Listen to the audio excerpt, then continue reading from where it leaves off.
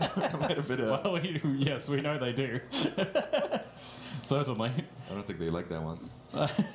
I think, yeah, it's kind of the ending of an era. We're moving from Pee-wee 1 to Pee-wee 2, and we're jumping forwards in time significantly. We're not getting a whole new world, but we are getting propelled forwards into the future and maybe exploring new lands. So it basically is a whole new world in one sense.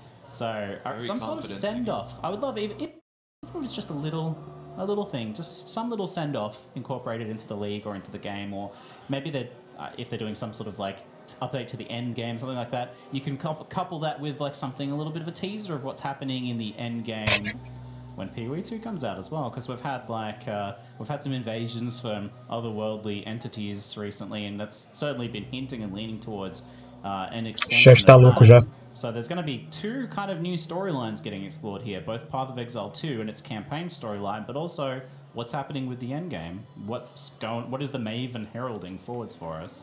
You guys have any thoughts on that? I mean, not really. Like, how much bigger can you go? It's I know, right? Like, we're already cosmic. Like, you start out on the beach and you got a driftwood club, right?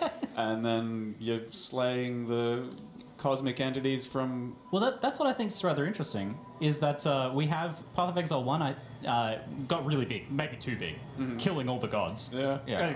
That's like the storytelling thing is like, you get to that point and it's like, okay, you got to kind of pull it back a little bit. And it looks like we might be going a little bit more humble, a little bit more grounded for the start for Pee-wee 2, and I think that's really cool. Yeah, I think so. And Pee-wee 2, like being able to pull down to something more of a grounded story, it's something a little grittier maybe, a little bit less crazy over the top, and then contrasting that maybe with the endgame being a different thing, because they've always been a little bit separate, right? Like you have the story of the campaign, and then you get into endgame, and then it's its own separate story that's evolved separately and on along a different timeline with some weird wacky stuff when you start to think about which exiles were where and which exiles we're playing now and which exiles we're playing before and how they incorporated the story. It's kind of like a wild system that is difficult to explain to non-Pee-wee players, perhaps. I can fully expect... Even two Pee-wee players, it's difficult. Yes. I can fully expect a new world and everything. Já estão sem o que falar. Well, if they kind of close it off in a way with a big bang, maybe it's like kind of a reset and then we keep going further and further. I'm kind of hoping for that. Because you were speaking very confidently about the beta and maybe no new world. Maybe we're gonna do an invasion on the world of wherever Maven's from and all that. I would love to see that big, mighty boss battles. I think PoE has been doing really well with that. And they're ramping it up every time, so the more of that, the better. Because it used to be a little bit disjointed too, you know? Back in the day, it was like, oh, you could do this boss or you could not. But now, they're tied into the main gameplay, and I really love that. I think it's really great.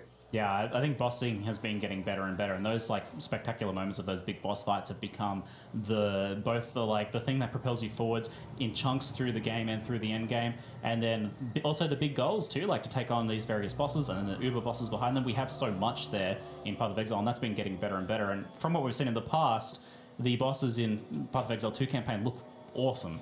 Like the previous demo, like the Devourer and those very boss fights that look like more interesting arenas, more interesting fights, and that's something I hope to see a lot of today, hopefully, is like some cool boss fights. I know we've got like 30 minutes or something of gameplay time live on stage, so... Spoiler. Yeah. And also difficult gameplay, right? Yes. Yeah, they've ramped it up. You were mentioning, Rise, you'd heard something about that. Yeah, the difficulty is supposed to be through the roof. So if you're a player that's a little bit concerned about what you're going to be seeing here, Shit, agora got real! Bora! You've got the things to do and you can only play 20 minutes a month. I think don't worry about it. Vou mandar mensagem pra galera aqui. Plenty of gameplay for everybody. Yeah, you won't run out anytime soon in that situation. I think so. Well, I hope so. Any, we're almost to wrap up time and moving over to the main stage, but any final thoughts that you guys want to throw in? Anything you hope to see or anything like that? We've got 2 minutes, Noogie. You throw it to me? Yeah. Final thoughts? I just want to see passion. Yeah. I just want to see passion and just people just giving us everything they've been building. It's predictions. I really at this point I just don't know. Yeah. Maybe an MTX. I would like to see a toucan. Huh? You know? A toucan? Yeah, that'd be nice. What about you, Maple? I would just love to see a nervous Chris Wilson up on stage. Yes. Like for as much nerves as I'm having right now, like doing this sort of thing and waiting for the reveal, it pales in comparison to getting on stage and revealing everything for the past few years and just seeing someone so excited about their game. Yeah, I know they're all like super excited, but also super nervous. I saw a lot of them before, and yeah, you can feel that excitement. Rise, any closing thoughts, mate? Before we sprint over so we get our seats. Yeah, absolutely, Dad. I mean, everybody from the GGG side has felt really, really excited. We were trying to get them drunk at some of the parties. They weren't having it. They're well trained. No spoilers. Yeah, really, they weren't giving us anything. No, that's good. More so than last time, even. Also, Yeah. I've got to remind you folks, if you're watching live on Twitch, don't forget to connect your Twitch and Path of Exile account so you can get drops access to. Was there like a cool hideout or something like that, or do we only get that? I don't know if I'm teasing. There were some really nice wings and Yeah. a portal. Yeah, great. I think so. But yeah, they look really good, those drops. Excellent. Yeah, so make sure you hit that up. We're just about to go over to the live stage, and I can't wait to see what we're going to see from Path of Exile 2 and Path of Exile 1. It's been very exciting. Thanks for hanging out with us for the Stall cast. I'm Ziggy D with Mathel, Rise, and Noogie. We'll sprint back over here just after the keynote is finished. There is not much time left, so we'll see you fine folks over there in just a moment. Thank you very much. D4 bad. True and real.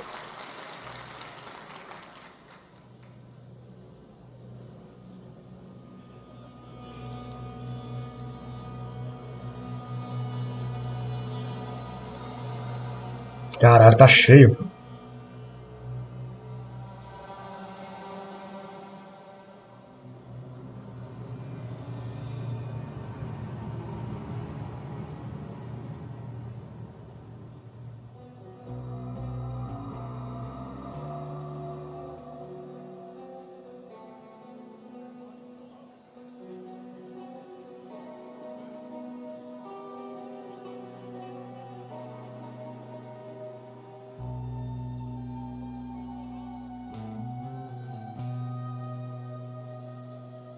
Bora, 1 minuto só.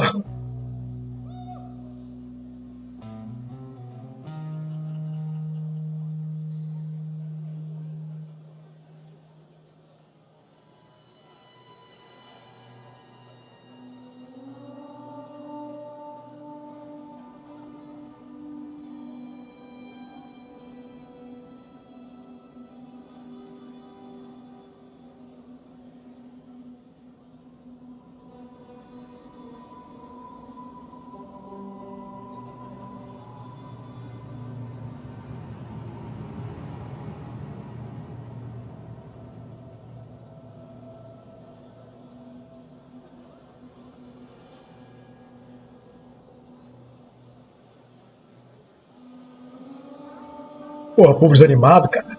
Não vai ter contagem agressiva, não. Se fosse brasileiro nessa porra aí, eu tava. Aí, porra, isso aí.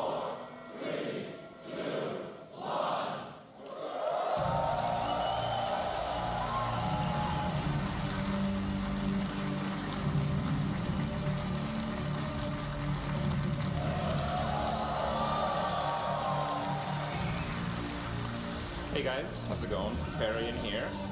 Oh, the legend. To ExileCon!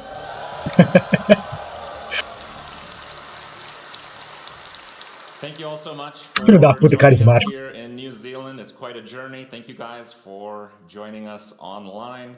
It's going to be a fantastic show. So you guys want to learn about what's coming up in Path of Exile? Oh, you do? Yeah, me too. Yeah. Well, before we get to the people that are best to deliver that information, before we get into Path of Exile's wonderful future, let's take a moment to go over all the wonderful things we have already experienced in Path of Exile. Let's take a moment to check out Path of Exile from the past.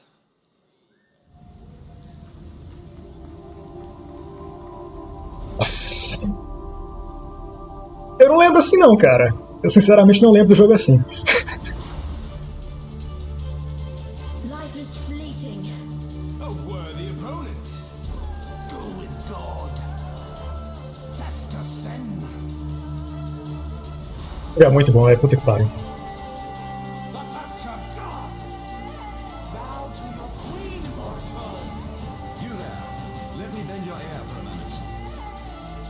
Muito bom, velho. Are you so in love with death?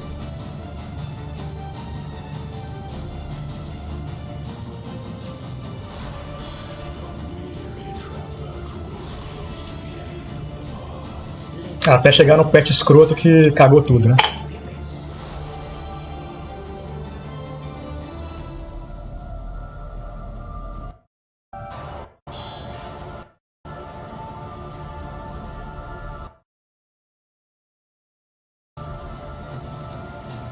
What in damnation have you done? You defy. Spoil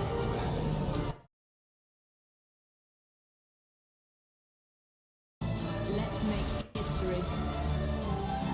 afraid of the dark, you should be. My cause fuels me. Do you remember dying here? You will.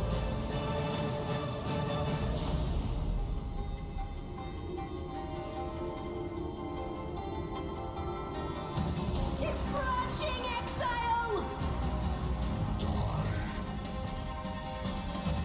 Still sane, exile. To the grove, exile. A harvest awaits. This one should be rather legitimate. Does the toy wish to play with me? Your path to greatness has taken a hard turn toward a Melhor liga de longe. detonations incoming! Ultimato, Expedition. I've become too weak to sustain the blood. Até chegar na cagarreia do 3.15.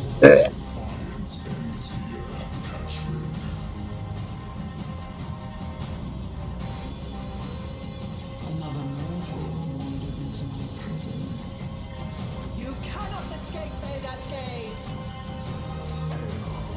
One of many.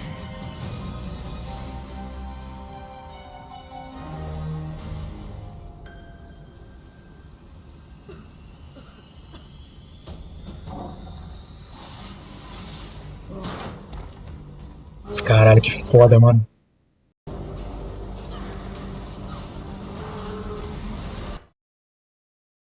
Pô, tô dando buff?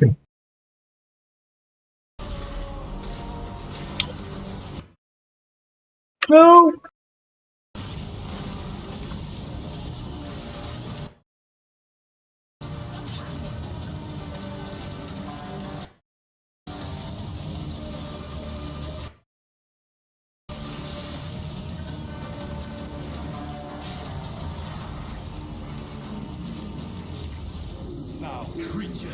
Muito foda, velho.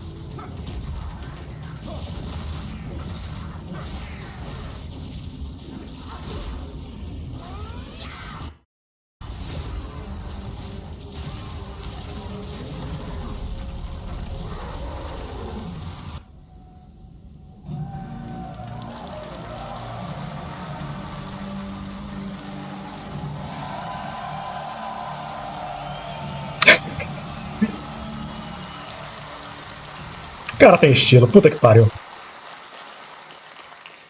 Hi, I'm Chris Wilson from Grinding Gear Games.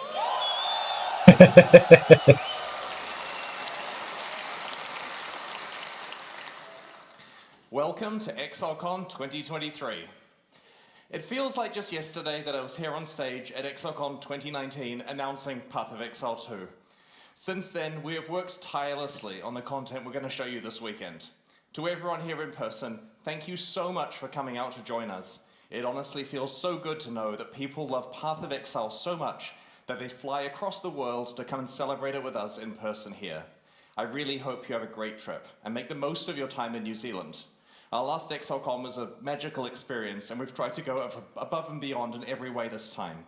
If you're tuning in online to watch the live stream, thanks for joining us also. I wish you could all be with us here, but to ensure you have the full ExileCon experience, we have made sure to include every talk and session as part of the 2-day live stream this weekend. Twitch drops are enabled for the live stream, but if you're here in the audience, you'll automatically get them when you redeem the microtransaction code in your swag bag, so no need to stream it from your phones while you're watching. You'll also receive the attendee-only XRCon 2023 hideout. We have so much to share with you this weekend, and let's just get right into Path of Exile 2. I'd like to introduce Jonathan Rogers and Mark Roberts, game directors of Path of Exile 2.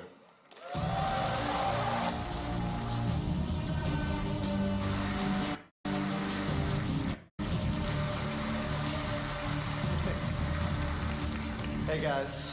While Chris has been running Path of Exile 1, Mark and I and over 100 other developers have been hard at work on PoE 2.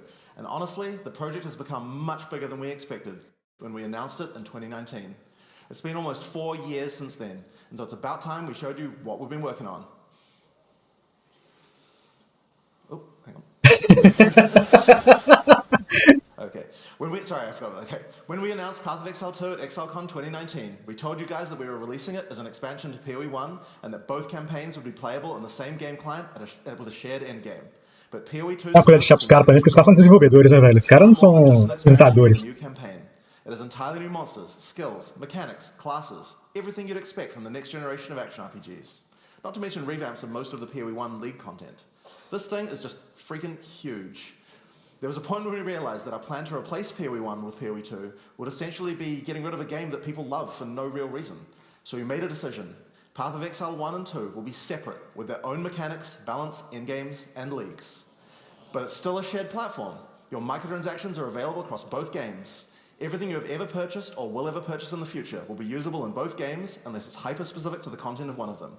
You can't transform into a bear in PoE 1, so a reskin of your bear form isn't going to work. But you absolutely can equip the awesome armor set that you got and use all your stash tabs. So with that in mind, we'd love to show you a live demo of some of the stuff we've been working on. Firmado, beleza? PoE 2 has come a long way. Todas as skins Mark here is going to man the PC. PoE 1 Hopefully it isn't vai funcionar no done. 2. It is a live gameplay demo after all.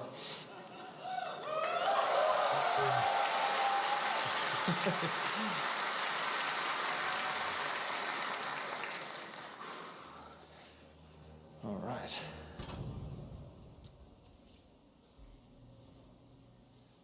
Só falta a tela azul. The gods caused all this, you know. After Oriath was destroyed, I traveled, searching for answers. Everywhere I went, the same divine devastation. It must end. I will end it.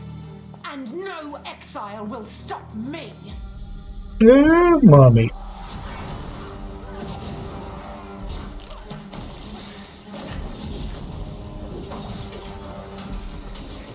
Ah.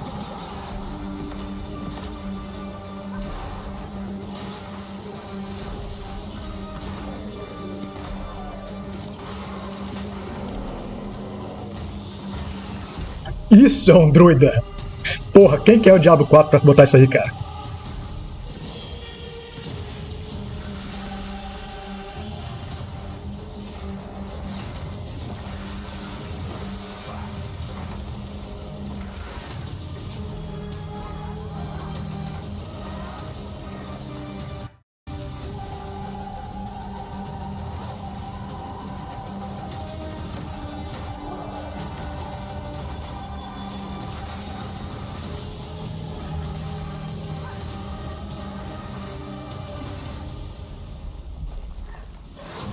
Caralho!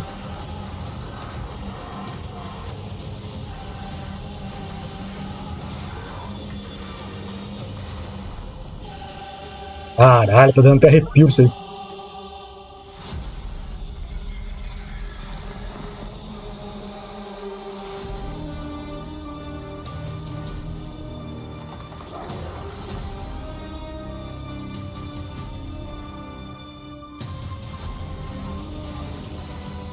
No.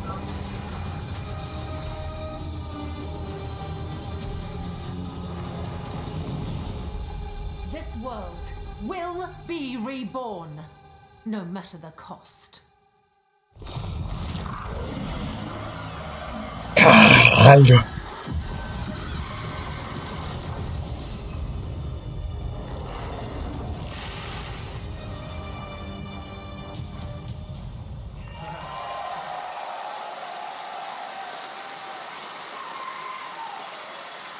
Porra! Sem palavras, mano. Que foda. Alright, Mark. Your turn now. Por favor, não cracha, cara. Welcome to Path of Exile 2. We'd like to start off by showing you some of the gameplay of Act 3, one of the 6 acts in PoE 2's campaign. We're starting here in the jungle depths. Act 3 is set in the ruins of the Vaal civilization, which fell thousands of years ago. Jungle has taken over their former once great cities, and we'll be exploring it using one of the 6 new character classes called the Monk. In PoE 1, we had 1 character class for each of the combinations of strength, dexterity, and intelligence. When looking at the design of PoE 2, though, we realized that many of the new skills that we were trying to design just didn't really fit thematically with the existing classes that we have. Being a spellcaster with a bear form makes sense for strength int, but it just doesn't really sound like something a Templar would do. We realized that since we had new mechanics for every attribute combination, it actually made sense to design a new character class to explore the new themes. In PoE 2, every attribute combination has 2 classes associated with it. Strength int has the Templar or the Druid. On dexterity, you have the Ranger or the more spare-focused Huntress. And on dex int, you have the Shadow and the Monk, which Mark is playing here. Each class has its own 3 ascendancies that let you further specialize the class in a way that only that class has access to, but they both start at the same location on the passive tree. The quest rewards you are offered on the 2 variants are tailored to the class, but of course, this is PoE. You can still mix and match anything to your heart's content. Para com jogar, velho.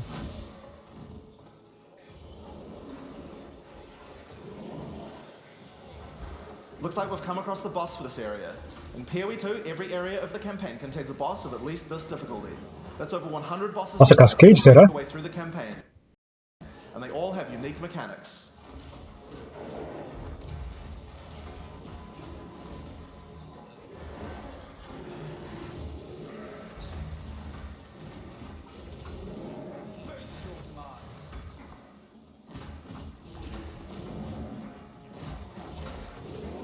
As you've been watching from Mark fighting here, you've probably noticed that melee combat in PoE 2 is a very different feel than before.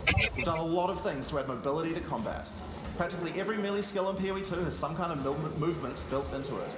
But the Monk in particular is a melee fighter who specializes in mobility over brute strength.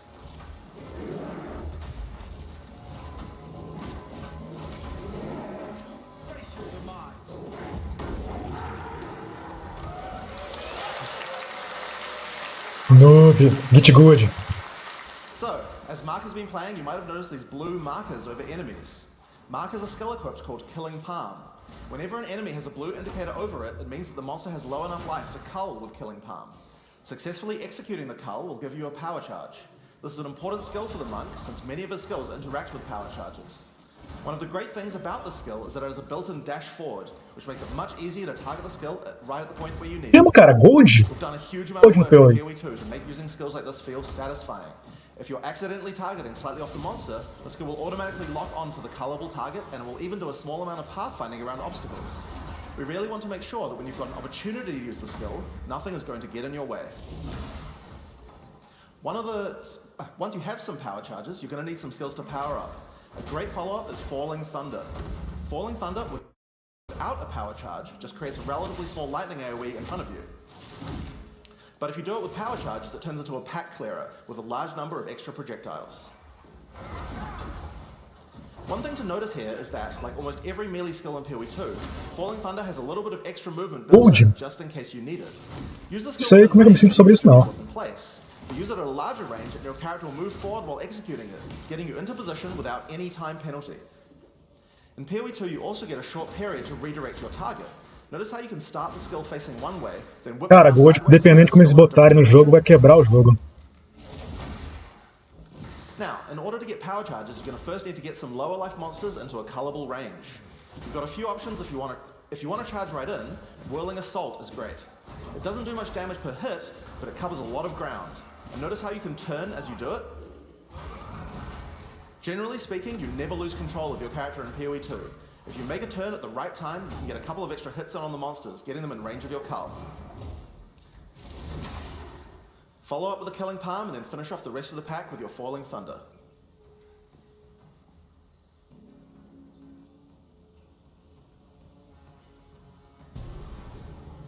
We've now entered the Val Mechanarium. This is the place where the Val built the various constructs that they relied on to power their civilization. Now this is a find. A Val ruin that hasn't been looted? Não trava não, trava não.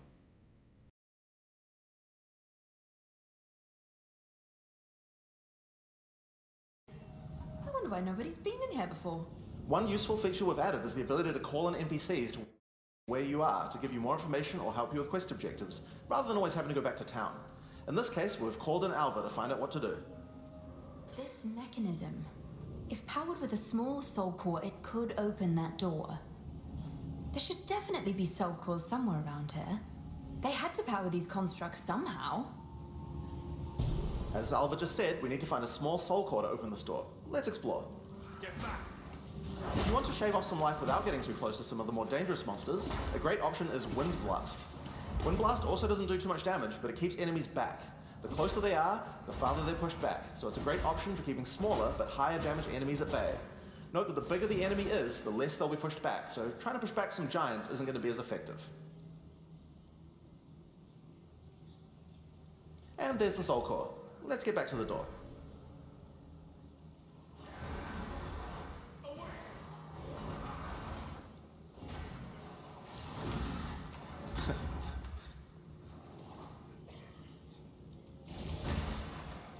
Não, o design de luz está incrível, né?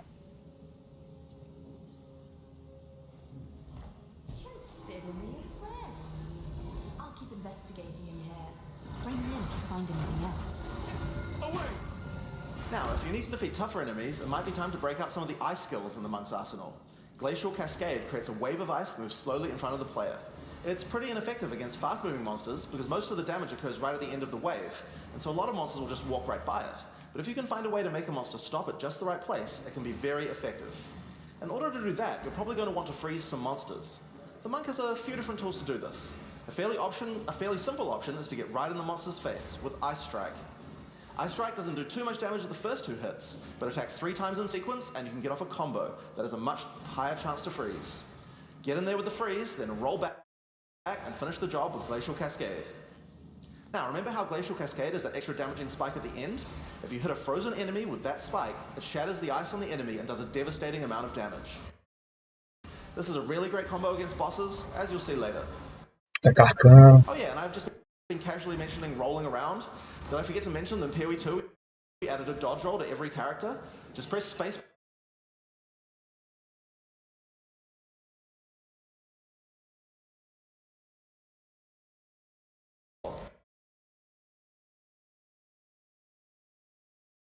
and melee strikes will always miss. You'll have to roll out of the way of a slam that has AoE, but anyone swinging a sword or throwing a fireball is going to miss. Now, another important function of dodge roll is that it lets you Isso aqui? out of any Ai, ai.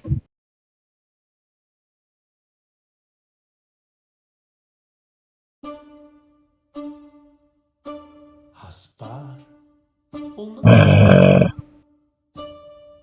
Raspar. Contorno. Apara. Contorno. Raspa. Apara. Raspar ou não? Raspar. Essa.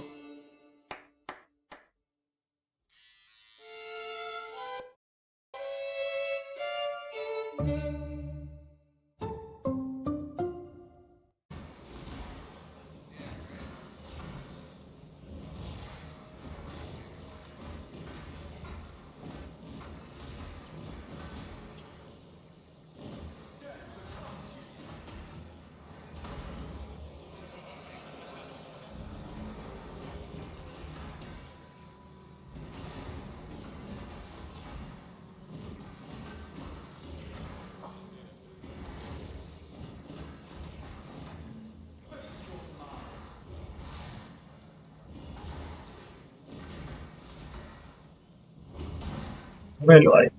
Another skill you can use to get some extra freeze is Shattering Palm. Shattering Palm is a palm strike that puts a small ice bomb on the target. Kill or deal enough damage to the target and the bomb will explode, doing some damage and a significant freeze. It's a great option against bosses where the wave of ice might not be enough to get that freeze off. But you still really want to use Glacial Cascade to get the damage bonus.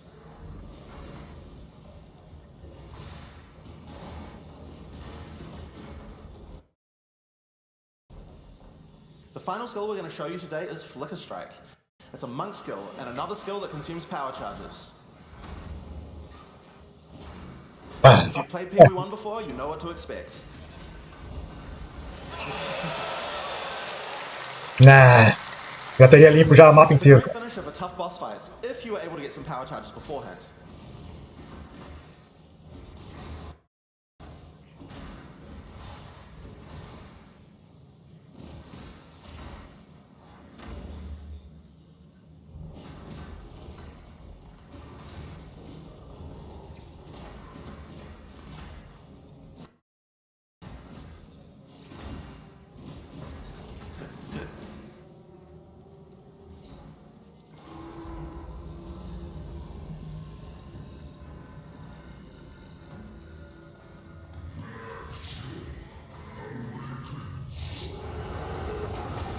Here we have Blackjaw, former overseer of the Mechanarium. When the Val fell, he was turned to stone and now guards the area. In order to take down this boss, we're going to need all the tools in the Monk's arsenal, especially the combo of Freeze and Glacial Cascade. Now, if you're a PoE1 player, you might think you can't rely on Freeze because there's so many bosses that are immune to it. But in PoE2, that's changing significantly. In PoE1, Freeze is a binary mechanic. An attack freezes the target, or it doesn't. What this basically means is that in PoE1 we were forced to add freeze immunity to many bosses because freeze just trivialized them. Because of that, freezing was something you could only really rely on while pack clearing, and not something you could use as a core part of your build for boss fighting. In PoE2 though, all crowd control mechanics now have internal meters that allow you to build up to a freeze or stun, or whatever other CC mechanic that you're using. It's a little bit like poise from games like Elden Ring, though the meters tend to be a lot smaller than those games. When you freeze an enemy, it increases the amount of freeze you need to do to get another freeze, but the increased difficulty bleeds away slowly. More freeze will always let you freeze the boss more often, but this system means that it will not get out of control in party play or interact badly with other CC mechanics, allowing us to let these kinds of mechanics actually work against all bosses. Interessante. Eu usava já a Ice Trap, por exemplo, né? Muitos que tem.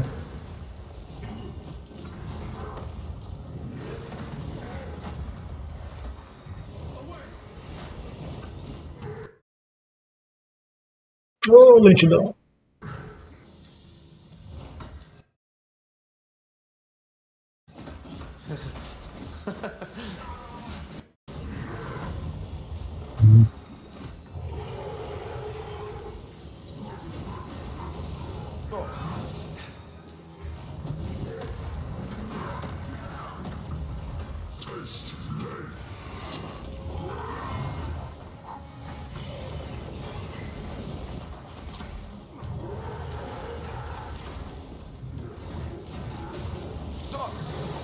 Quase.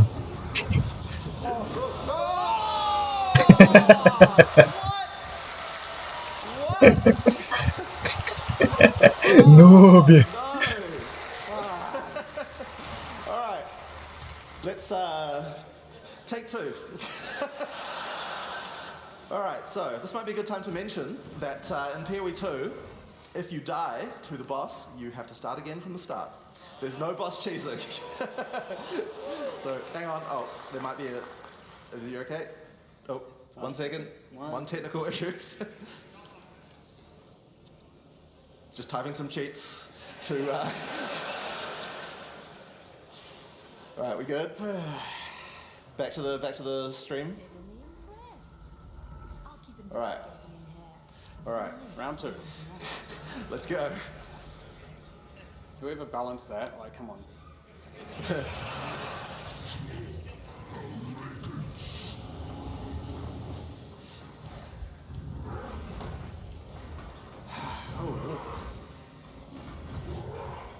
Oh, rapaz, ele voltou mesmo live todo.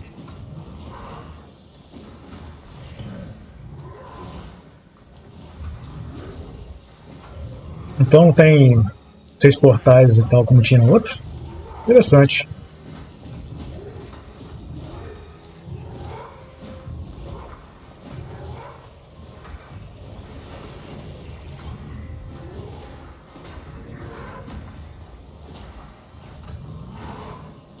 Oh, meu Deus, cara, Andrade brotou de novo. Fala, Kesa, como que tá? O que você falou lá? Vai começar a live de que você falou? Já tá rolando a live do ffxiv 2. No Zalicon, Fraga. Ah, tá. Tô 2 dias sem... Bota pra ver lá que você ganha... Tem um portal e uma asa fracabulosa. Ah, pera aí. Qual o canal do Twitch que é? O oficial, ffxiv. A do oficial. Eu acho que eu Não, sigo. qualquer um que você ganha, só. Qualquer um que você ganha. Tá, Tanto mas faz. eu sigo o oficial, eu não sigo o oficial não. É que tá tendo aquele Zalicon, né? Que é o... Tô ligado. Ó, a Pela tá aí também, porra. A tela tá aí onde? Tá vendo aqui no Twitch. Acabou de falar a mensagem aqui. Acho que deve estar no trabalho. Fala, Pela, como é que tá, mano? Cola. Tá aí agora. Você tragou, Zé? Acabou. O cara morrendo? Não, virou, acabei de entrar. Oi. É porque você não mandou. Não mandei! Não. Quase que morreu de novo. Vai ter Monk, velho. De classe nova. Que doido. Ah, mas aí vai. Como é que vai ser o esquema do. Porradeiro. Não, mas o Pet of Exile não tem isso não, mano. Ah, não tem isso, né? Mas acontece, todas as skins, já confirmaram já, todas as skins vão voltar no 2. Todas as test tab que você tem e tal, tudo vai voltar, Fraga, isso não é nada vai mudar. Oi? O que você fez, filho? Eu peguei Tá dando lento o negócio. Ah, tá bonitão mesmo. Não, tá lentidão da porra o vídeo, velho. Não, tá normal. Deve ser só a rota aí. Talvez.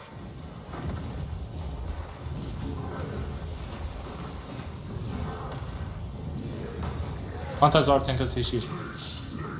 Não sei, mano. Deixa eu ver aqui. Portal Effect, Raven Demon Wings, 1 hora. 1 hora as Wings e 4 horas o... Quase o cara morreu de novo. 5 horas, tem que ver tudo. Isso que eu não entendi, cara. Oi? Tá aí a Pela? Confirmou... Tô aqui não. Confirmou a apendicite da Denise mesmo. É a minha puta, né? Sério, mano? Tá internado? Ah? Tá internado ou não? Já operou hoje, já estamos chegando em casa agora. Aí, matou. Ela tá melhor, cara? Tá bem? Tá bem. Que bosta, hein, mano? Não, dos males menor, né, cara? O negócio da Panicite é ver rápido, né? Pera aí, rapidão. Black Draw has dropped a consumable quest item here called the Flame Core. It's a permanent +10 to spirit. In PoE 2, we really want to make sure that you feel rewarded for exploration. It wouldn't be much good if we made all these awesome optional bosses if we didn't have something great to find for killing them. One of the things you might find for killing a boss is permanent stat bonuses for your character. Why do I spirit this?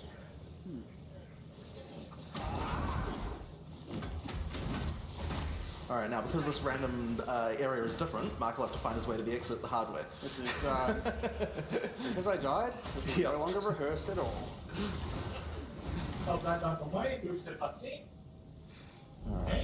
Assisti seu vídeo aí, mano. É tipo assim, o Scarpa. A diferença é que vai ter mais classe, Fraga. Então, mas a classe, mais classe assim, vai começar em abas em um lugar diferente, tipo isso, tá? É, igual no 1, cara, só que só vai ter mais, né? Eu vou lançar monge, mas que vai mudar o quê, tá ligado? Não muda nada. É uma bosta. Não, é outro tipo de coisa. Outra... Mais 3 ascendência, né? É, tem que ver onde que eles vão encaixar o bicho. Ele vai ser do guerreiro? Ele vai ser de classe de guerreiro ou não? Cara, acho que ele vai ser destreza, né? Não sei. Eles devem botar ele tipo destreza e magia também, tá ligado? Cara, eles devem ter tirado algum, cara. Ou colocaram Não, não tiraram nenhum, não. Só botaram. Vai ter druida agora, que vai ter shapeshift, né? Mostrou já o videozinho do urso. Doido. Vai ter monk. Vai dar pra transar com os NPC? Aí já. Acho que só não. É, Não, eu não vou jogar não. porra. Só jogo se for assim. Mas aí, o Andrade, já pegou casa já, nova já aí? Como é que é? Não, ainda não. Tô no antigo ainda. Os caras quase morrem de novo. Mas aí o que rolou? Na quarta-feira, chegamos em casa, de boa. Aí a Denise começou, ai, amor, tô sentindo uma dor aqui. Ai. Aí ela, pô, vou tomar ali, vou ficar quieto, acho que é gases. Não passa nem com remédio, filho. Ela já Pensite. teve umas dores assim, e foi gases, né? Aí, tá, falei, beleza, não quer ir pro hospital? Não quero não, porque o menino, não sei o que lá. Falei, tá. Amanhã de manhã, se continuar de dor, a gente vai, porque você vai tomar aí o remédio pra gases, pro hospital, se for continuar amanhã a gente vai no hospital. Aí continuou, a dor persistiu pela manhã, né, velho? Aí eu falei, vambora. Aí chegamos no hospital às 8 horas, aí faz tomografia, demora pra caralho pra sair o laudo. Aí foi sair o laudo dos exames, tudo era meio-dia. Aí confirmou. Apendicite. Aí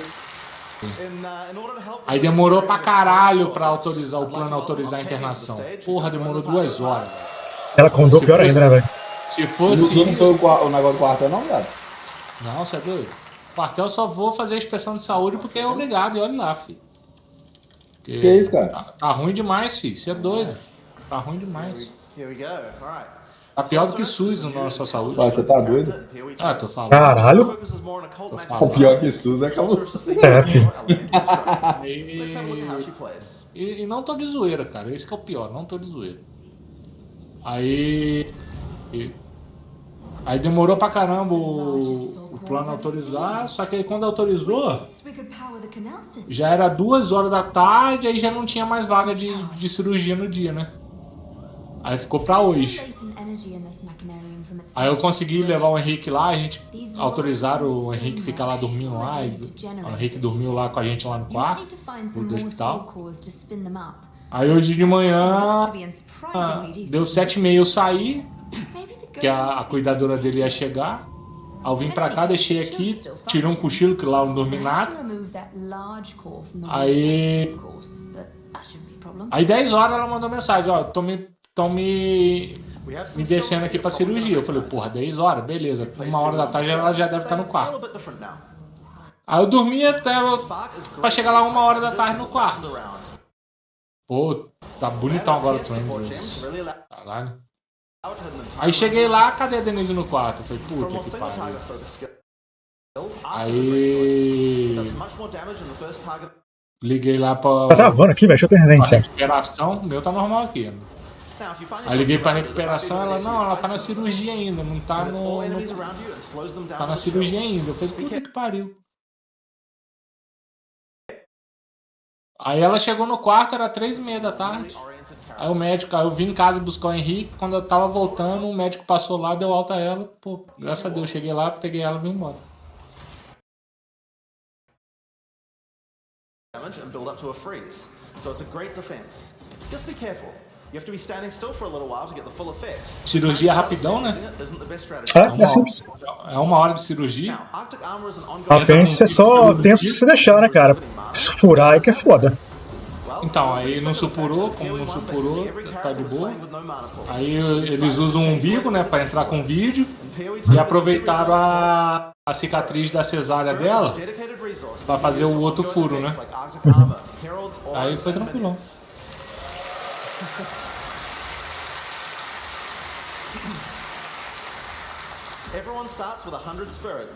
Andrade, você consegue liberar o seu vídeo, sua transmissão ficar com uma qualidade maior? Qualidade menor? Não, eu quero é menor. Não, menor? Então, o que acontece? Para habilitar o Andrade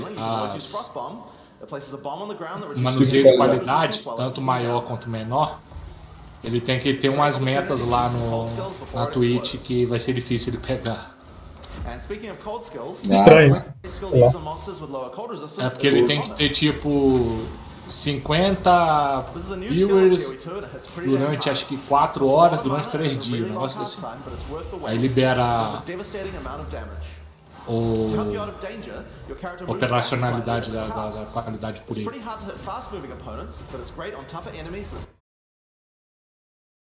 Que aí eu botava aqui na qualidade horrorosa, deixava o vídeo rolando aqui e ia jogar.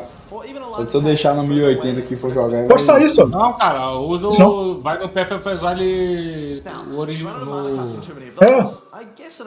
Não, porque o Andrade tá dropando, tá? No negócio do Andrade tá... Não, mas esquenta isso não. Já tá 16% Andrade, por favor. Continua. Não, mas se você mudar, vai continuar, cara.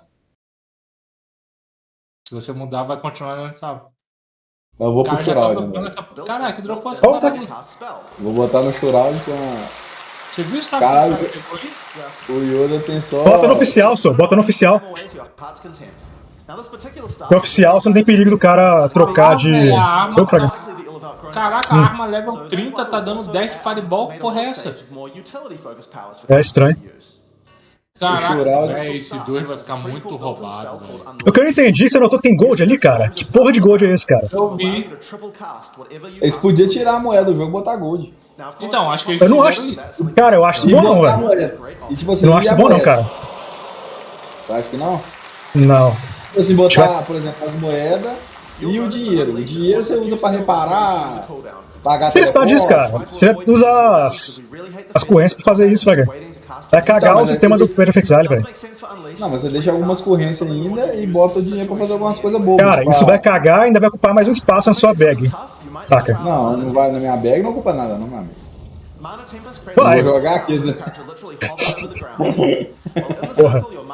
Não vai ocupar na bag porque a gente tem a stash lá. Bag de rico. Não, mas na sua bag normal vai estar. Tem um espaço ali do gold. Dropando gold e o scroll of Wisdom. Gold e o scroll of Wisdom. Às vezes o gold virou o scroll do teleporte. Que agora vai ter o... Não, tem o scroll ainda. Eu não sei, né? Deixa eu ver. Porque senão vai ter que estar no espaço do scroll, do Wisdom, o teleportation e o gold por cima. So, with all of these skills, here's a great combo to try. First, cast Frost Bomb to reduce the target's cold resistance. Then use Mana Tempest to increase your damage. Follow up with Unleash, and then triple cast Comet to do a truly insane amount of damage.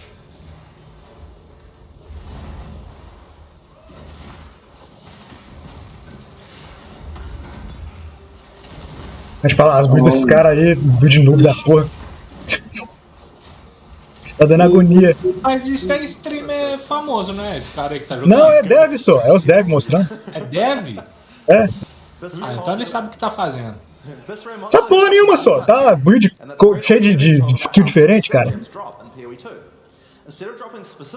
Uncut Skill Gem, que porra é essa? Ô caralho, que caralho é esse? What the fuck? Você pode escolher qual que é a gema que você vai usar. Eita caralho, agora fodeu. Vai ter você vai botar na árvore de talento e não nos itens mais a gema? Sei lá.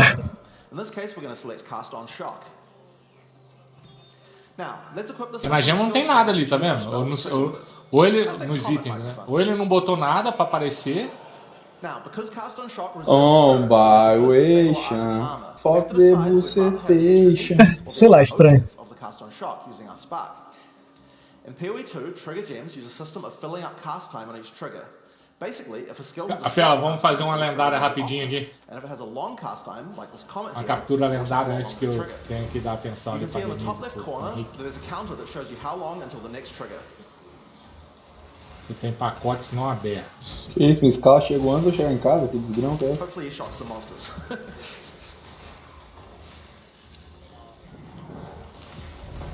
There we go. And there you have it. That's using Cast on Shock. We've automatically cast Comet whenever we're using our lightning skills.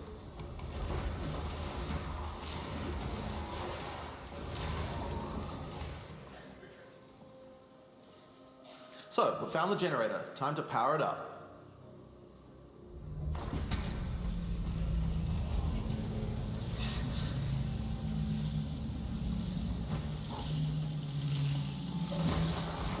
power is restored to the Mechanarium, all the constructs are coming back to life. We're going to fight them on the way back to the charged Soul Core. So, one thing that PoE 1 players might have noticed is this character has both lightning spells and cold spells. That's pretty inefficient, right? It's a big no-no for most builds because any specialization into cold or lightning isn't going to affect the other element. And generic elemental damage increases are not going to be as powerful as focusing on a single element. Well, in PoE 2 we have another major new system to introduce to solve these kinds of problems. And it starts, oddly enough, with weapon swap. Ontem eu achei um urso lendário sem querer, ó. Isn't really used much for its originally intended purpose. We imagine that people are going to be swapping in and out between different weapons to deal with whatever Eu situation. tentei dar um tiro nele com rifle, And a não lot of adiantou reasons nada, that ele is me because matou. it's really, really awkward. Aí eu fui pegar a PoE 2 arminha de wants chumbo. to solve all of that. The staff Octavian is using here has an ice mod on it that makes it great for when he's using his ice spells. But we would also like to be able to make sure that this build works just as well for his lightning spells. If Octavian equips his previous staff in his second weapon set, you can see that it appears on the character's back. Now, we're going to open up the skill screen. If Octavian opens the skill options for his lightning skills, you can see here that you can choose which weapon sets are usable with each skill. Caralho, Kesa. First, we uncheck set 1 from being used by his lightning skills. Agora, se botar uma arma no seu weapon swap, segunda arma, você pode escolher, tipo assim, eu quero que ele, na minha arma de gelo, use tal arma, praga. E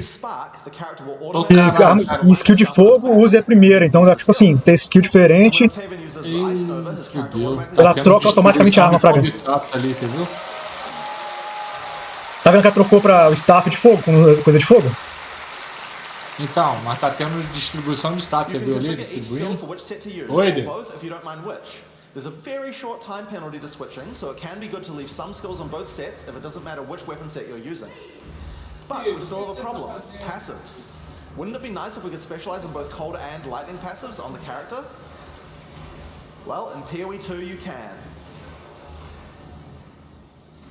Mas se tiver distribuição de status, aí vai cagar. Que aí você vai ter que se preocupar com duas coisas na árvore. A árvore que já é gigante, vai ficar a árvore gigante com status. Não, vai ter ponto específico para o weapon set. Nossa. Vou complicar o jogo, já tô até vendo essa merda. Nossa, velho, vai ter skill point. Assim, você, com uma arma, você usa tal skill point. Com a outra arma, você tem tanto skill point, velho. Dependendo da. Eu tenho a espada aqui, aí ela tem skill, sei lá, do ventinho lá. Aí a skill point minha é força. Aí você mudar pra árvore, pra arma lá que é um cajado. Aí música. Não, tipo assim. Na skill tree, com a arma de fogo, eu boto os pontos na skill tree pra de fogo, fraga. Aí quando eu trocar pra usar Ice, eu troco a arma e também troco a árvore, fraga, pra Ice. Fraga.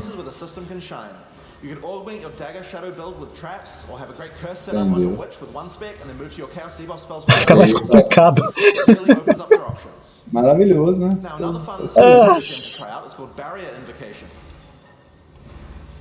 Quanto mais complicado, melhor o jogo fica. Não é assim? Sei não. Pior, quanto pior, melhor. Já tem Portal Scroll e faz Scroll. E agora Gold. Vamos um espaço, tá velho? Não sei se não, velho. O Gold não tem que ser igual com o Rens, pra fora da bag lá. Não, tá na sua bag, foda isso. Aí, mano. Então eu culpo um slot só. 1 zilhão não, é um slot só, fraga. 1 zilhão de dinheiro num quadradinho só pequenininho. Aí beleza. Acho que tá assim. Como assim? É um espaçamento, sabe? É uma coisa inútil, que não tem necessidade de ter. Ah, mas um slot é só anel e scroll. E colar. Cara, qualquer coisa nessa uma bagzinha é muita coisa, cara. Ou uma calça, né? Pode ser também. É.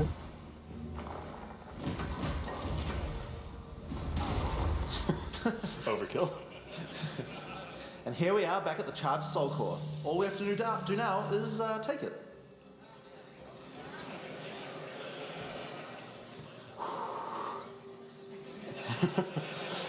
Just take it. Caraca, que boss doido. Don't die this time, guys.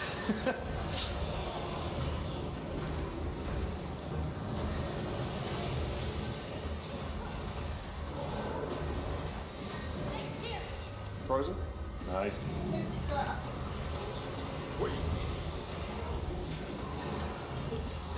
O hitbox do jogo tá bonitão. Ele esquivou, dá uma skill ali que quase que. Tá, essa esquiva aí ficou legal, gostei. Mas nesse boss aí a esquiva tá legal, Fraga. Aí além de você ser fé em Deus, você tem a fé em Deus com a esquiva. Eles falaram que é espaço. Espaço agora vai ser esquiva. Então, mas aí vai ter build de destreza lá, que você vai esquivar também? Não sei, deve ter, né?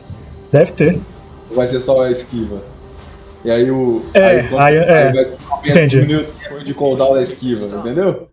Porque se tiver a esquiva, se tivesse é muito roubado, cara. Se tivesse é muito roubado. Vai ficar roubado, aí vai ficar roubado. Agora, se te substituir todas as skills que dava dodge pra diminuir o cooldown do rolamento, ou durar o tempo de mortalidade do rolamento, essas paradas igual Dark Souls, aí vai ficar legal, mas aí vai ser hard pra quem jogar desse jeito, vai ser difícil. Mas acho que vai ser mais justo do que botar desse jeito, né, que eu falei. Tô matando o Lucas aqui na faca, velho. Você já sabe qual animal que é. Vai esquinar, é claro. Vai esquinar o Lucas também? Não, eu vou levar ele inteiro. É o Lucas com chifre ou sem chifre?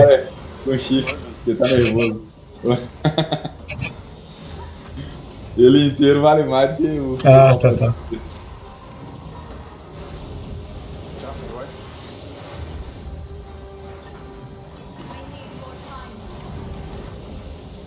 Mas não pode botar isso não, Scarpa, de botar coisa de passiva de aumentar a esquiva não, cara. Porque se botaram, imagina, vai ter Juggernaut, um guarde pra caralho, tal, tanque, que vai pegar essa porra, velho. E com rolamento. E com rolamento, Fraga. Mas aí eles podem fazer, sabe o quê? Botar a skill do chefão em área, que se você não fizer o rolamento, você vai pro espaço. Foda-se se você tem 1 milhão de vida. Aí, entendeu? Eles podem adicionar uma mecânica a mais. Ou então eles botam isso no Monk, Fraga, nos caras que usa rolamento, né, velho? Dentro da parada do cara. Mas eu ainda acho que botar skill do chefão, que o cara é obrigado a esquivar. Legal, o cara vai mandar um. Apesar que tem várias skills que são assim, né? Mas tem muita skill que o cara tanca, né? Aí, tipo assim, tem coisa que não vai ter como tancar, não, né? Tomou, já vai de base. Ninguém vai jogar hardcore aqui mesmo, então por mim que esse caga bota. Quanto mais difícil, melhor.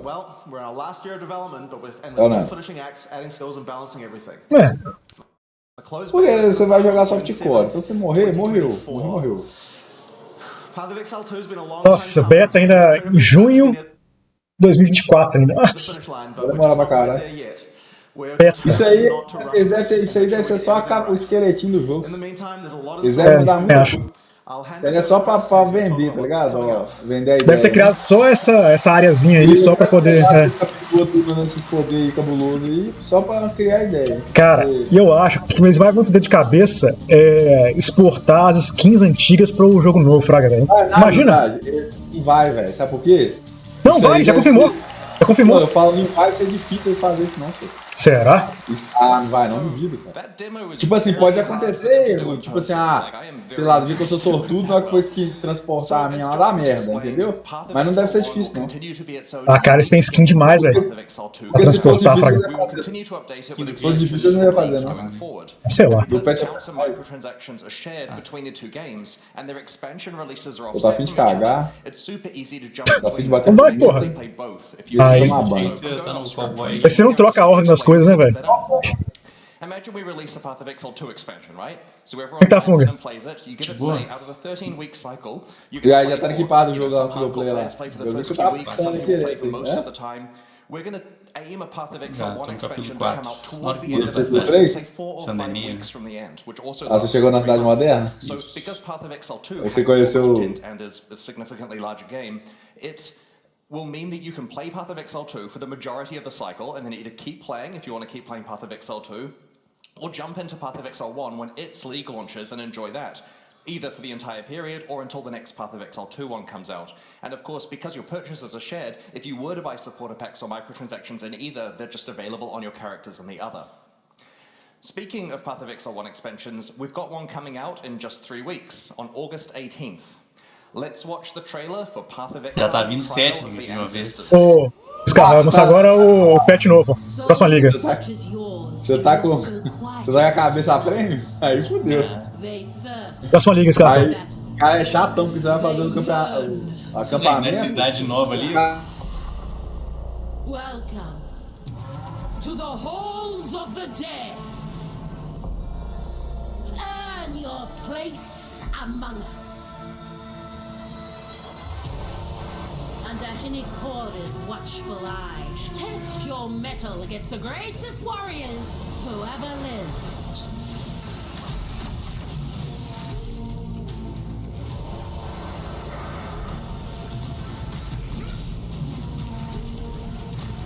Prove yourself in the trial of the ancestor.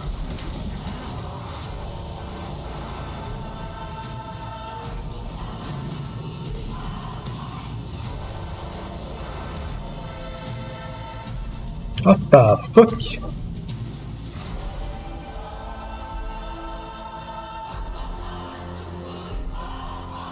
Nossa, agora botaram tatu.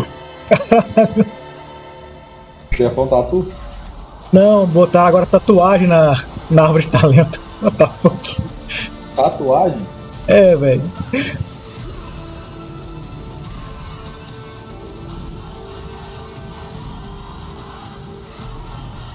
Próxima liga, né, que eu tô falando.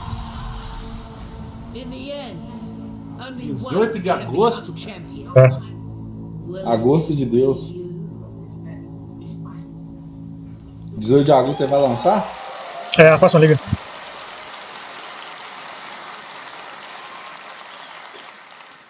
In the Kurui afterlife, the fallen chieftains of each tribe participate in a tournament called the jogo Trial não, of the Ancestors. Oh. You will journey to the afterlife, assemble your own team, and enter the tournament to battle those chieftains and earn valuable rewards. As you play through areas in the Ancestor Challenge League, you'll find tradable silver coins. Using them will take you to the Kurui afterlife, where you will encounter Navali, who you may remember from the Prophecy League. Each coin allows you to play a match of the tournament. You start the tournament with a basic team consisting of 3 warriors. The tournament is double elimination, meaning you're allowed to have 1 loss without consequence. A second loss eliminates you from the tournament. Your team will compete against 10 other tribes, and you choose who you're going to challenge next out of the teams left in the tournament. When you start a match, you see the configuration of the enemy team and get to place your team of warriors on the battlefield to challenge theirs. You and your party of exiles will play alongside your warriors. So while this league does have many elements of an auto-battler, you're right there fighting alongside them. During a match, when a warrior dies, they respawn at their totem after vai ser tipo auto-battle, cara. If their totem is destroyed, then they are instantly Sabe auto-battle? Tipo do LoL e tal? The team that destroys all of the opposing totems Então, wins. você vai, tipo assim, montar sua equipe e tal, e montar os caras um pé com o outro, fraga. Auto-battle. A diferença é que você, o seu char vai ser controlado, fraga, você. Ah, tem hacker no servidor, o cara tá me explodindo aqui. In the Trial of the Ancestors, strategy and tactics are key. Every unit has its own strengths and weaknesses that must be utilized to win matches. The turtle is really slow and really tanky. It's perfect for either defensive positioning to stop flankers or offensive positioning to tank hits for you if you're pushing through the middle. It's not great in the center or flank positions due to its slow movement speed. The Tuatara is a quick and deceptive unit, which is relatively well balanced for all positions. This version of the Tuatara has a stealth ability, which makes it perfect for the flanking position to sneak through enemy defenses and take out unprotected totems from the side. The Goliath of Night is a disruptor unit, and it's ideally placed in a center position to intercept enemies that are chasing you. You can also allocate it to defenses so that it disrupts enemies that are trying to kill your totems by stunning them. So in this match here, we've set up a Tuatara in a flanking position, a turtle on defense to guard our totems, and a Goliath to follow us as we attack up the middle. Our plan is to work with the Goliath to distract the enemy front line so the flanking Tuatara can get through and destroy some of their totems.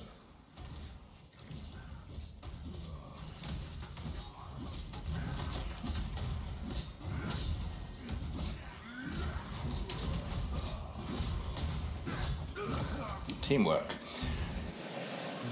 Upon winning a match, you earn favor and other rewards. I'll talk about the other rewards shortly, there are a lot. You have a separate amount of favor with each tribe, and you can spend it by talking to their chieftain to recruit warriors and purchase field items and equipment that your team can use. Each tribe has specific specialities. For example, Hinakora's tribe manipulates life and death. Rongo Kurai's tribe is slow and tanky, with an emphasis on stuns and knockbacks. You can recruit warriors from many different tribes and mix and match them together into your team based on what you need. Field items are items that are placed on the battlefield and can be activated during the match to, for example, revive a warrior or heal your entire team. If a field item isn't consumed within a match, it persists on to the next match. But your warriors, their equipment, and your field items are all wiped between tournaments. You enter each tournament fresh. Your success in a tournament updates your overall ranking, which helps you in better rewards and subsequent ones. Speaking of rewards, let's discuss the good part, what you can earn for succeeding at the trial of the answer. You can tell this gets me excited. Okay. You get a reward as you win each round of the tournament, and these rewards are visible when you're selecting which tribe you want to play against. They'll help inform your decision, as some of them are regular rewards and some of them are exclusive new rewards you can only get from the Trial of the Ancestors. I'm literally tripping over my words to get to the part where I can explain tattoos. Okay. The Ancestors reward you with special tattoos that are not applied to your skin, but they're engraved on your soul. This process can transform all your attribute skills on the passive tree do, basically the attribute highway nodes generally. The regular ones can only be applied to basic attribute skills and allow you to convert your tree's attribute highways into something more useful for you. For example, this one converts a small dexterity skill into movement speed. Each tribe has its own exclusive passive tattoos. This tattoo converts a small strength skill into additional fire resistance. This one converts a small intelligence skill into additional lightning damage. And this one converts a small strength skill into one that summons a minion when you take a savage hit from a unique enemy. But don't go overboard on the number of skills you convert with tattoos, as you'll probably need at least some attributes left to equip items.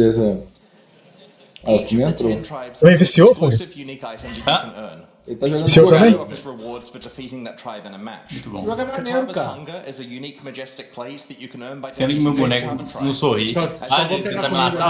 Immense amount of life for a single item. Don't have any life on any other base of your equipment. While this is tricky to accomplish, it also frees up all those other potential life slots to be something else that benefits your build, making it pure upside. This amulet is a unique item you can earn by defeating the Arohongui tribe.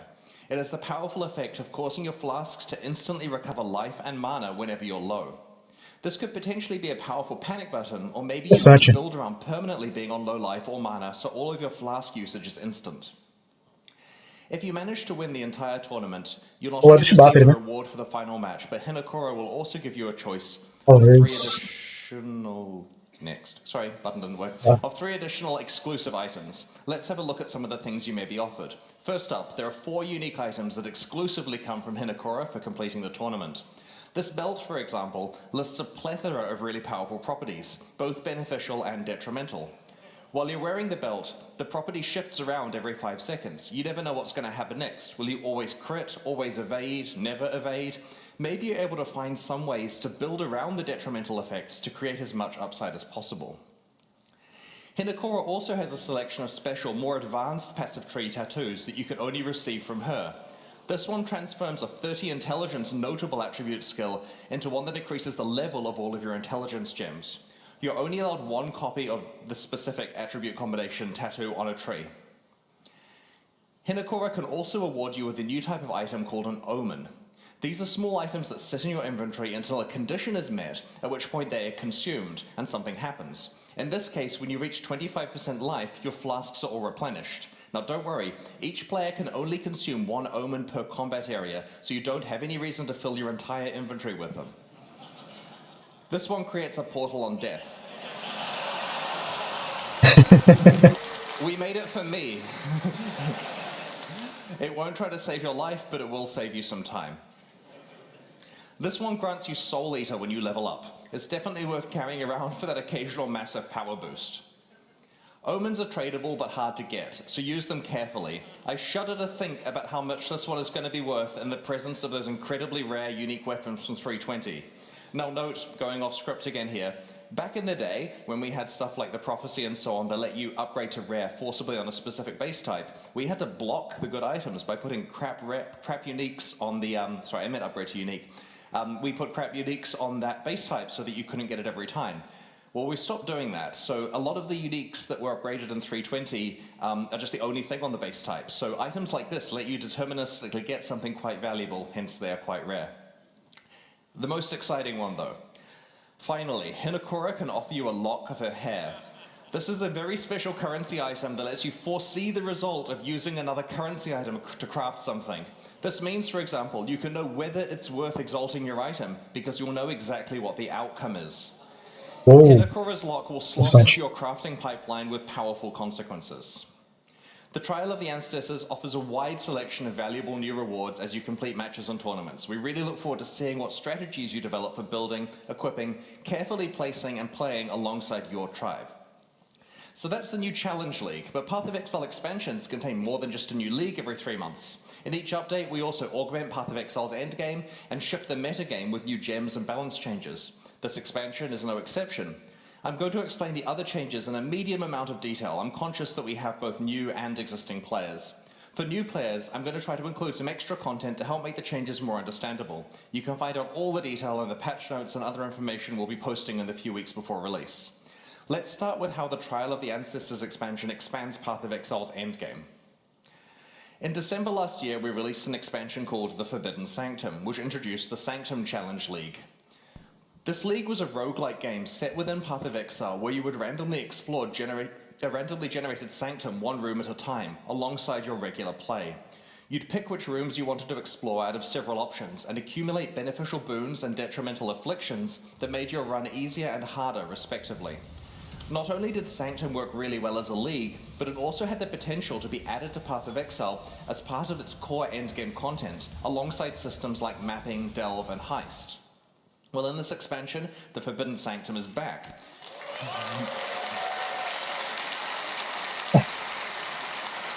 Sou muito fã, não.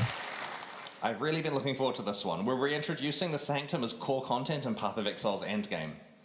You'll initially meet Divinia, the Sanctum NPC, in Act 10. Sanctums are now tradable items that you can find while playing maps in the endgame. A forbidden tome represents a whole floor of the Sanctum, and its rooms can be played back to back, or you can take breaks between them and do something else if you choose. Upon successfully completing that Sanctum floor, the next floor is generated as a tradable item, with all of the state of your Sanctum run built in. This means that the item stores what boons and afflictions you had, what rewards you've locked in, and how much resolve you have left. You can then either play this floor or trade it to someone else if it feels more beneficial. For example, let's say you manage to lock in a really valuable reward. Whoa! Mirror? The example here is a Mirror of Calandra, but you'll also notice that... Do I have a laser pointer? It doesn't work on the board. Okay, 1 resolve. This is an example here where the player has a very good reward locked in, but a massive pile of dangerous afflictions and only 1 resolve on them. If you don't feel capable of completing the rest of the Sanctum from this point, then it would normally be a write-off, right? If you gave this to me, no way am I getting that mirror. But you can now trade the Sanctum state to someone else who is willing to pay for the chance to earn the mirror. Or lose it. And you can look at expected value in economics, right? It's worth some percentage of that mirror, so you trade it for like 5 chaos to someone, they run it and lose their chaos. Your relics, which act as passive bonuses within the Sanctum, are locked in for the run when you start the first floor and can't be changed for the rest of the run. Speaking of relics, they're now tradable and have been rebalanced around this. To those of you wondering, we have decided against bringing back Sanctified relics for now. A complete Sanctum run now requires killing the final boss, Lycia, in both her first and second form. She will always drop a unique relic, and these have been reworked and replaced as we rebalanced everything. An important aspect of the new Sanctum balance is that your primary defenses now have some effect on protecting your resolve. Your armor allows you to mitigate resolve loss, and your evasion grants you a chance to avoid resolve loss entirely, a lot like how armor and evasion work. Your energy shield grants you resolve Aegis, which is a mechanic that works similarly to how energy shield behaves for life. In light of the new defensive opportunities and learnings from the original Challenge League, we've rebalanced the difficulty of Sanctum, especially in later floors, and have worked to add more monster and room variety to runs. We've added new boons and afflictions themed around the new defensive mechanics and have rebalanced many of the other ones. Like other optional endgame systems that involve tradable items, players who don't want to play Sanctum can trade their Sanctums to other players in exchange for an item or currency that benefits them more. Successful Sanctum play can generate a lot of rewards. It'll potentially be possible to build characters dedicated to Sanctum running and just farm Sanctums repeatedly in order to profit. Sanctum isn't the only improvement that Trial of the Ancestors brings to Path of Exile's endgame. We're also introducing 16 new Atlas Keystone passives to the Atlas passive tree. As a quick summary for new players joining us, the Atlas tree is a system that allows you to customize your endgame experience in Path of Exile. As you complete different maps, you gain skill points that can be allocated in the tree. You could use these points to modify the behavior of different content you encounter in in-game maps to make it more difficult or more rewarding, or to behave entirely differently. The system allows you to double down on the content you enjoy and avoid content you don't. Keystones are really impactful passives that totally change how in-game systems behave. Usually they have an element of give and take and require you to come up with new strategies to take advantage of them. Each of these 16 new Atlas Keystones changes how you might interact with Path of Exile's endgame. Let's have a look at some of them now. We will reveal the rest of them before the release of Trial of the Ancestors in a few weeks. Extreme Archaeology completely changes how you play expedition encounters. Instead of placing a series of regular explosives, you now place one gigantic explosive. Every single chest or monster in the blast radius is affected by every remnant in that radius. Oh.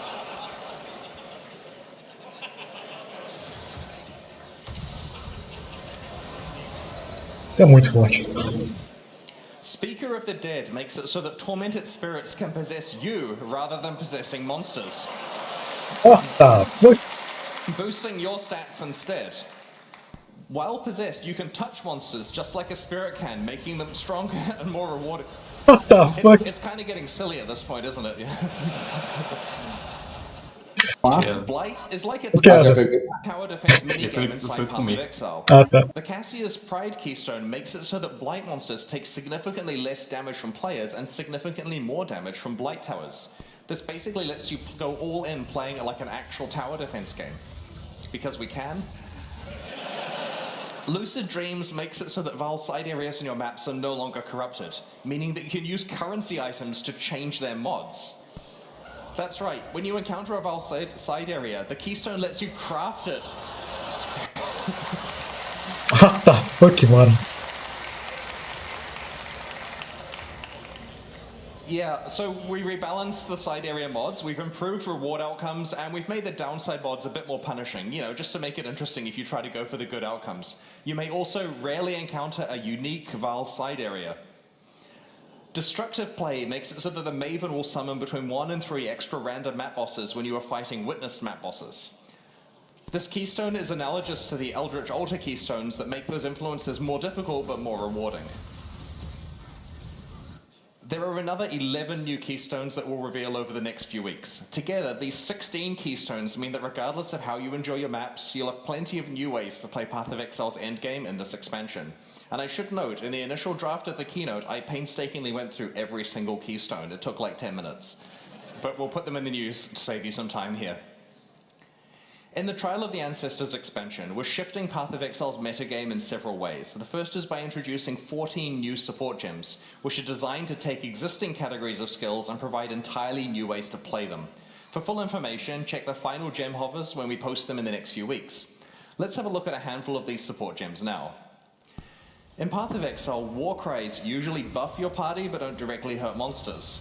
The Corrupting Cry support gem turns war cries into damage-dealing skills by making them inflict corrupted blood on monsters affected by the war cry or by your attacks that it exerts.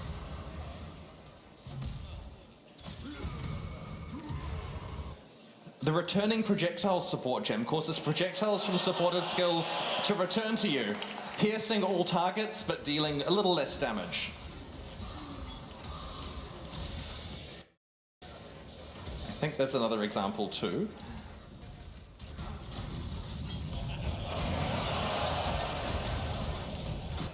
The Fresh Meat support gem causes minions created by supported gems to gain adrenaline, critical strike chance, and critical strike damage for a duration after they're first summoned.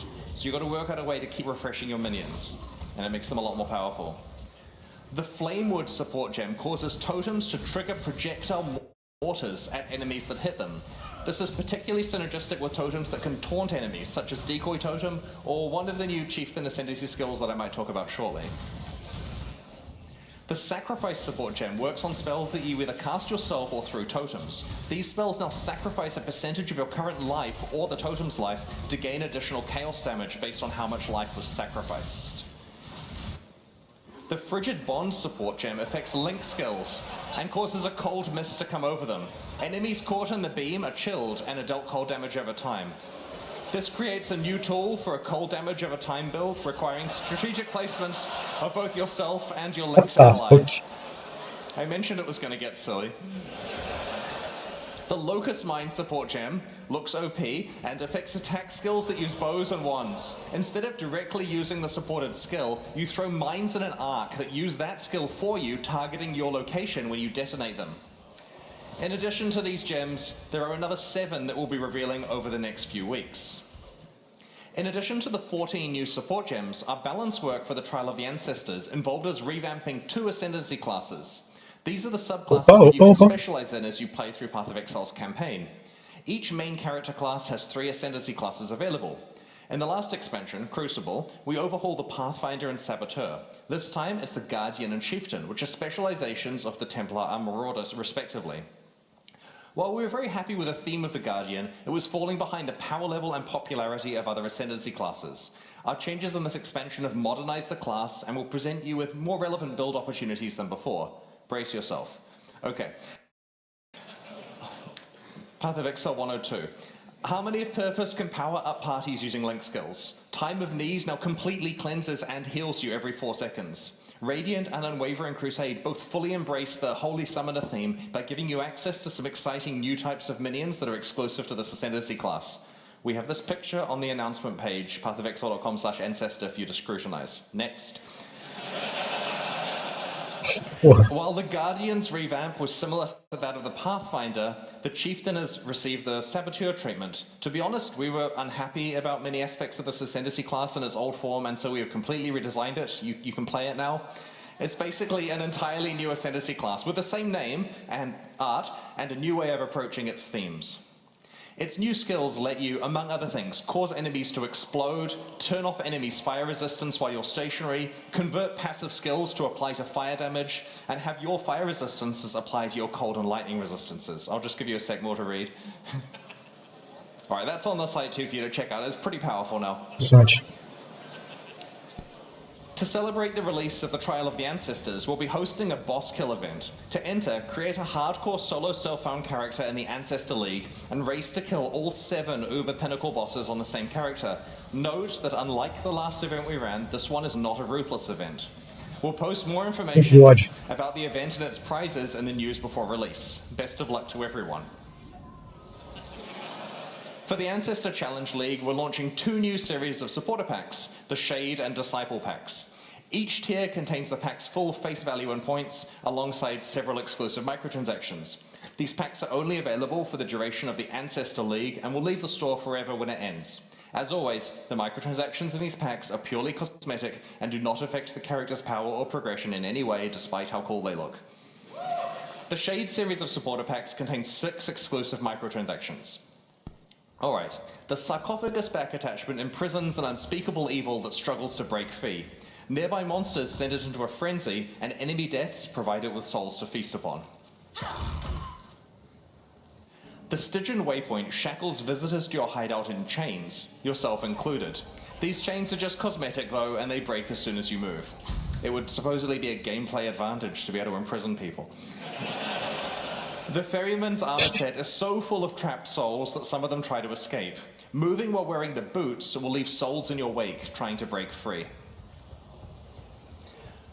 The Infernal Portal opens a gate to the Netherrealm when you approach. This prompted a lot of internal discussion about whether using Hellfire to heat your hideout is actually safe and practical. The Demon-bound crafting bench allows you to enslave a malevolent entity to craft items for you. Be warned, it has a sharp tongue and will mock you mercilessly. You chain me for such a paltry use? The Nebula character effect causes items you pick up to orbit you in an ethereal cloud of loot.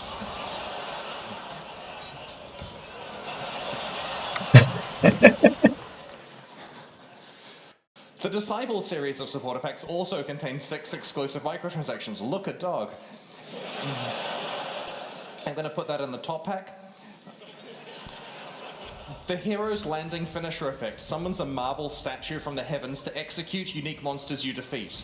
You decide whether it's the sword or the huge lump of rock that actually kills them. The Bell Tower map device heralds the opening of a new map with a peal of bells. Start to run out of portals though, and it will reflect your desperate situation. Massa. This is fine.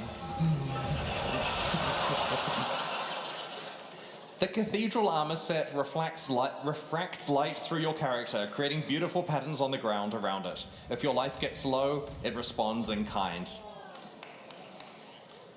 The Observer Diamond Flask summons a tentacled mass that fires its eye lasers at enemies you critically strike while the flask is active. Again, cosmetic. The Currency Orb Charge effect lets you pick from a number of different currency types to replace your charges with, as long as you've used that currency item anytime from today onwards. Some people... We have to store it in the database, right? Some people will show they can be part of the exclusive club of players who have actually used a Mirror of Calandra. This effect also causes your charges to display in town. So the theory is you go use your standard mirror, which we all have, right? The Faithful Hound Pet is a very good doggo, and it knows a few tricks. You can command it to sit, roll over, or play dead.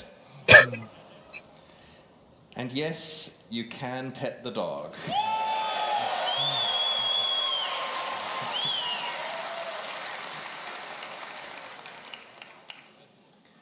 These new packs are available right now at pathofexile.com/purchase, and purchases like these directly fund the ongoing development of Path of Exile 1 and 2.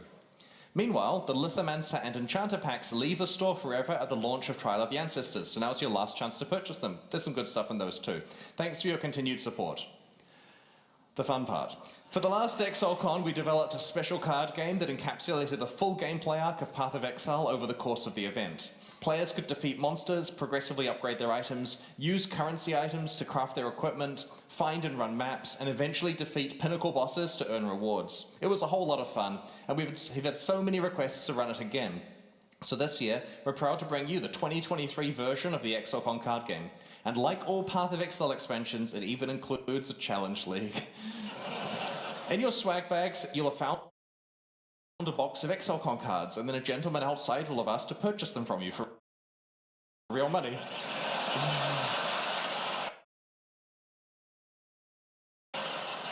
If you have any cards left, you can use these to challenge GGG staff members who are walking around ExileCon as monsters. They'll be wearing t-shirts showing the monster's stats, which include symbols for their attack and defense. Using the cards in your deck box, and those you accumulate by defeating monsters, put together one set of armor, one weapon and shield, or a two-handed weapon, and an amulet and 2 rings. To defeat a monster, the damage on your weapon has to be equal to or larger than the defense of the monster, and the defense on the armor and shield have to be equal to or larger than the attack of the monster. It's that simple. There are some wildcard symbols. It's explained on the rules in the box. Rings and amulets are pretty hard to find, and they can be used for either attack or defense. So to attack a monster, politely approach a staff member wearing the shirt, introduce yourself, and show them the set of equipment you want to use. If your symbols match, then you'll have defeated them, and they'll give you a reward and remove some of the durability from your items. They do this by clicking the card, so if you want to keep the card pristine, don't necessarily attack someone with it, who will get damaged in combat. Be careful not to waste your best items on low-level monsters. You're not allowed to attack the same monster twice in a row, so you need to explore ExileCon to find different GGG staff members. You can get maps by defeating monsters marked as gods. Take these maps to the map device to run them and progress through the tiers. On the back of the box is a list of quests. As you complete quests, you can visit the crafting bench on the top floor to receive rewards for completing those quests. While you're there, you can also use your currency items to modify your equipment. I mentioned that this year's version of the card game introduced a challenge league. That league is Delve. Accumulate sulfite and bring it to the delve wall, sorry for the bad photo, it's hard with lighting, on the middle floor.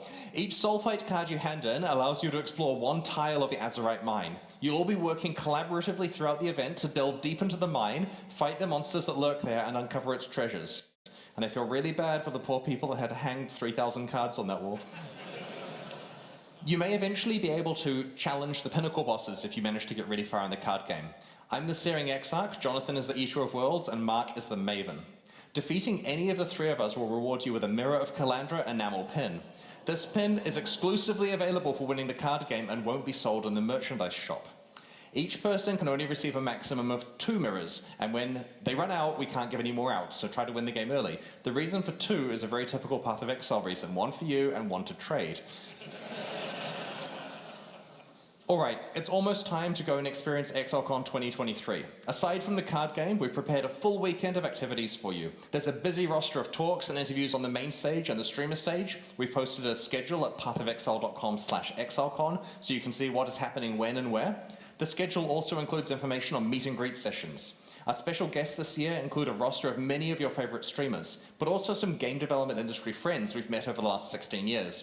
We're proud to once again welcome the creators of the Diablo series, David Brevik, Max Schaefer, and Eric Schaefer, as well as Travis Baldry, who you may know from Fate, Torchlight, and his popular fantasy books, or even the books he's narrated. They'll not only have meet and greet sessions, but are also participating in an action RPG roundtable discussion alongside me and Eric tomorrow on the stage. In all of the developer talks and panels, ExileCon attendees will be able to scan a QR code on their phone to submit questions for the speakers to discuss on the panel or on the Q&A section of the talk. The Path of Exile 2 ExileCon demo is a large one, and you may want to play it multiple times this weekend. In each session, you can pick from one of 4 character classes which start at various points throughout the first 4 acts of Path of Exile 2's campaign. Around half of each act is included in the demo, and your session time is limited to 45 minutes before you have to let someone else have a turn. Remember, as Jonathan said earlier, this demo is hard. Read the signs that explain how your skills combine together. Dodge roll is your new friend. You should also swing by the Path of Exile mobile demo at the chill out area on the top floor and check out its progress. It's coming along really well, and we'd love to get your feedback on it. We've created heaps of new Path of Exile merchandise, which is available in our merchandise shop on the middle floor. We've made 17 new t-shirts, which include a few from our community t-shirt design competition. We've created a range of 24 enamel pins. You'll have found a random one in your swag bag. If you approach me and I'm wearing a pin, feel free to swap for the one you've got if you'd like, happy to trade. You can purchase the others in the shop. As mentioned before, there's also the super exclusive Mirror of Calandra pin that is only available to winners of the card game. Maybe you're able to trade for a full set. There are 2 new posters. One is the Atlas Passive Tree, and the other is the Periodic Table of Currency. In addition to reprinting the incredibly popular Celestial Cat socks, we've also introduced the Chaos Orb socks, better for business meetings. There's also a range of 4 desk pads to keep your play area tidy. You can check them out at the demo zone. We have a limited range of ExileCon 2019 merchandise available in the store as well. Make sure to hit it up early if you want some of this, because stocks of the older items are quite limited. We have plenty of new merchandise for everyone though, and I think I might have underestimated that. The ExileCon livestream concludes tomorrow with our grand racing finale, where 4 players compete for up to $10,000 and the title of ExileCon 2023 Racing Champion. Afterwards, we're hosting an after party at 8 p.m. at the venue. If you're watching from home, please note that because there are multiple things going on at the same time here, and we can only stream one of them live, we'll be restreaming 3 of today's talks tomorrow before the event starts. So to be clear, they're occurring here, people can watch them in person, but you can't watch them at that time because we're streaming something else. So we're going to restream those tomorrow in the 3 hours where it's way too early to do it in New Zealand, but you can watch them online from the States and Europe. This makes sure that everyone is fully up to date on all of the talks that have been announced about Path of Exile 2 before the important Q&A in the morning where you get to ask the important questions. If you missed out on attending ExileCon this year, we'll be at Gamescom in Germany in August and PAX West in Seattle in September. At both shows, the Path of Exile 2 booth will have our ExileCon demo available to play and a small team of Grindiga Games developers, including me and Jonathan, to chat to, and we hope to see you there. Thanks so much for joining us this weekend at ExileCon 2023. Have a great show, everyone.